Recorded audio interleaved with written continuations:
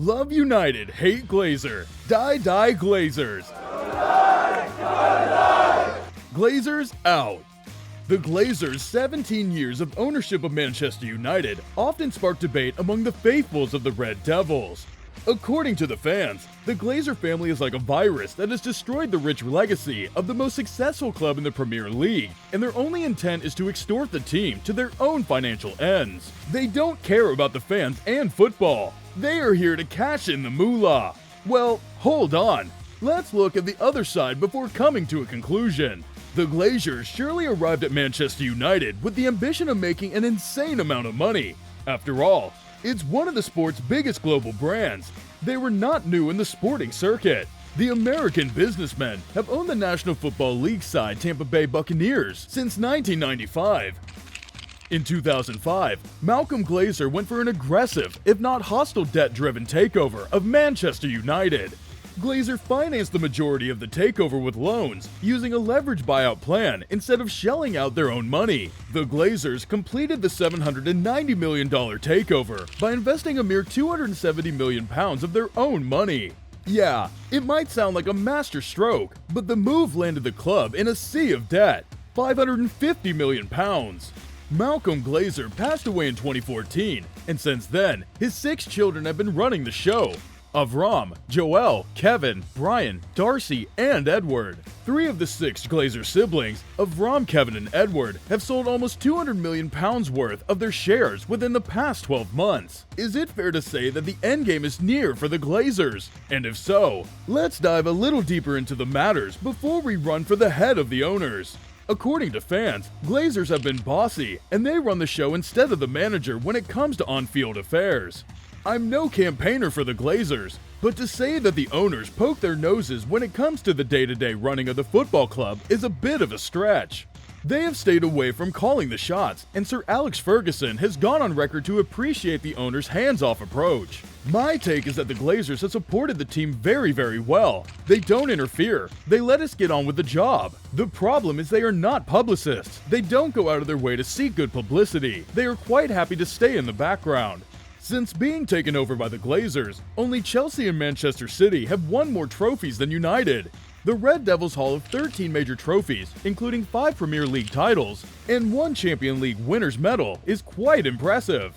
Oh yes, there has been a drought when it comes to winning titles over the past few years. United's last title victory came under the special one Jose Mourinho in 2017 in the face of the Europa League. In fact, since the Fergie era, the Red outfit has managed to win just 3 titles, but there's been a change of wind under Erik Ten Hag. United have won 11 out of their last 12 games in all competitions, and they look like men on a mission. Ten Hag has recently stated that the Glazers want to win trophies, and there is no lack of intent.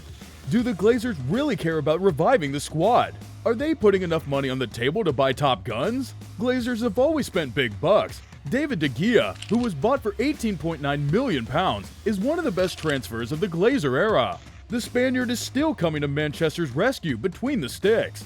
The Red Devils did some blunders as well.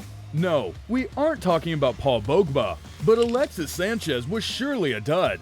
£560,000 per week for 5 goals in 45 games. That one must have hurt.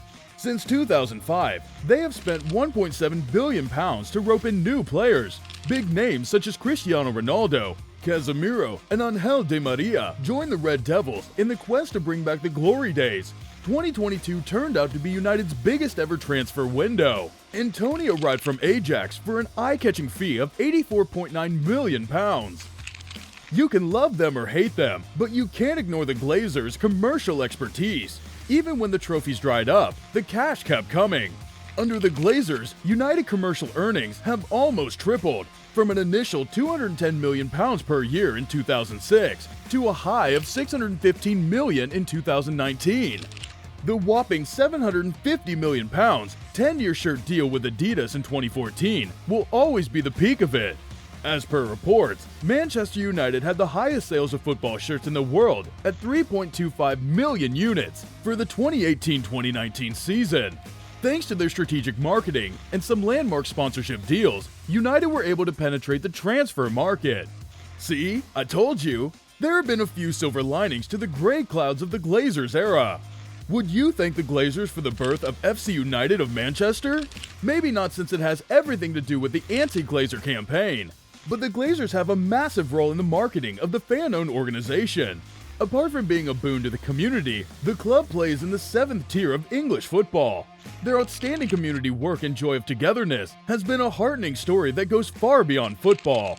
Yes, there are rants and anger, and nearly everyone wants Glazers out. But who replaces them? Chelsea got sold for £2.5 billion. United are bigger than Chelsea Football Club in almost every aspect. They are ahead even in the points table. While on a serious note, Glazers will look for a hefty payday. Who's going to pay that, and what do you think they want in return for their money? The Glazer era has been full of drama and action on the red side of Manchester, and if this is the end for it, then in all likelihood, it's going to end on a grand note. What have you made of the Glazers' ownership of Man United? Do you feel like sometimes they were unfairly criticized? Do let us know in the comments, and drop the video a like if you enjoyed that, since it helps the channel. Until next time, peace out.